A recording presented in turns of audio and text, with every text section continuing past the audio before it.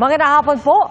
Inilabas ni dating Congressman Zaldico ang anyay mga resibo na tumatanggap umano ng kickback sina Pangulong Bongbong Marcos at dating House Speaker Martin Romualdez mula sa budget insertions. Sinabi rin ni Ko na wala siyang natanggap na kickback at lahat napunta sa Pangulo at kay Romualdez.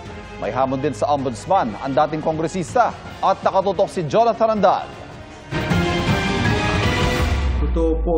Ang mga litratong ito ng mga hilera ng mga maleta, resibo raw ni dating Congressman at House Appropriations Committee Chair Zaldico sa kanyang diretsang pagdawit kina Pangulong Bongbong Marcos at pinsan nitong si dating House Speaker Martin Romualdez sa mga aniyay budget insertion. Sabi ni Ko, record ito ng deliveries na ginawa niya at ng kanyang mga tauhan. Wala pong perang napunta sa akin. Lahat po ng insertion napunta sa ating Pangulo at Speaker Martin Romualdez.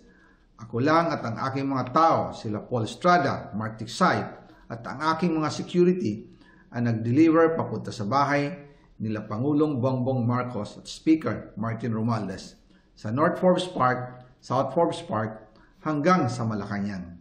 Hindi direktang sinabi ni Ko na pera ang laman ng mga ito, pero sinigundahan niya sa video ang pahayag ni Orly Gutesa sa Senado na nag-deliver daw siya ng mali-maletang pera sa bahay nila Ko at Romualdez. Sa affidavit ni Gutesa, sinabi niyang nag-deliver siya roon ng mahigit 40 maleta ng pera na tinawag niyang basura. Si Gutesa ang surprise witness si Senator Rodante Marcoleta sa Blue Ribbon Committee hearing noong September 25. Totoo po yung sinasabi ni Orly Gutesa na nag-deliver siya sa Forbes Park. Totoo din po ang sinasabi ni Orly Gutesa na nag-deliver siya sa Malacanang nung siya ay nasa Senado. Sabi pa ni Ko, sa 100 bilyong pisong isiningit umano sa 2025 budget, ang nakuha raw ng Pangulo, 25 billion pesos. After po ng approval ng budget sa General Appropriations Act of 2025, nagtanong po ako sa DPWH kung magkano ang kailangan na ibigay sa Office of the President o ang SOP na bigayan. Ang sinagot sa akin ay 25%. Ang ibig sabihin nito, 25% ng 100 billion ang SOP na kailangan ibigay kay BBM mismo. In total, 25 billion ang napunta kay Pangulong Bongbong Marcos. May hamon naman si Ko kay Ombudsman Jesus Crespin Remulla. Patunayan niya ngayon ang pronouncement niya. Imbestigahan niya ang fraternity Brad at ang kanyang kaibigan na si Speaker Martin Romualdez. Imbestigahan din niya si President Bongbong Marcos. Sabi nga ni BBM nung SONA, let's do it right at mahiya naman kayo, hindi po ba? May panawagan din siya sa Senado. Nananawagan din po ako sa Senado na imbestigahan ang 100 billion insertion ni Presidente. Alam ko po na hindi gagawin ni Ombudsman Remulla ang hamon ko. Pero magaling ang Senado sa investigasyon at ako ay naniniwala na dahil sa kanila, lalabas ang katotohanan. Tinanong ng GMA Integrated News ang abogado ni Ko kung ano ang nagtulak dito na basagin ang katahimikan.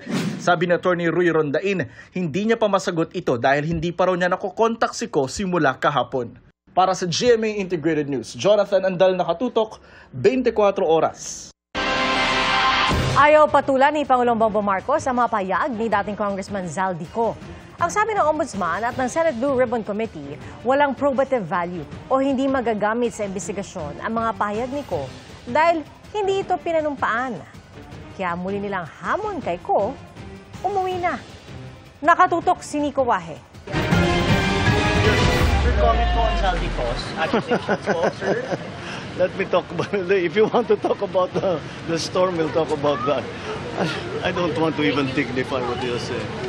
Ayaw patulan ni Pangulong Bongbong Marcos ang pagdawit ni dating Congressman Zaldico sa kanya sa umano'y budget insertion sa 2025 national budget. Sinabi yan ng Pangulo sa kanyang pagbisita sa mga sinalanta ng Bagyong Tino sa Negros Occidental. Ang Malacanang tinawag na kanal ang unang video ni Ko at hindi raw nagbago ng script sa ikalawang video ngayon. Hearsay o sabi-sabi lang daw ang pahayag ngayon ni Ko. Hamon nila kay Ko, umuwi na at panumpaan ng salaysay.